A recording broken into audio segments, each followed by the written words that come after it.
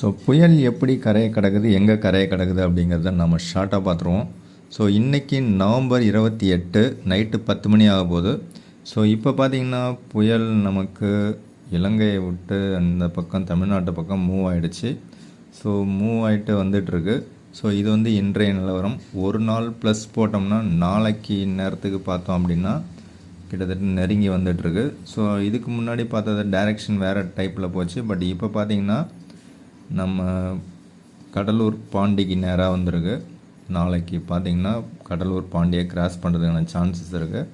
நாளன்னைக்கு பார்த்திங்கன்னா இப்போ காமிக்கிற மேப் படி பார்த்தோம்னா சென்னைக்கு நேராக, அதாவது கடலூருக்கும் சென்னைக்கும் நடுவில் கரையை கடக்கிற மாதிரி இதில் தெரியுது.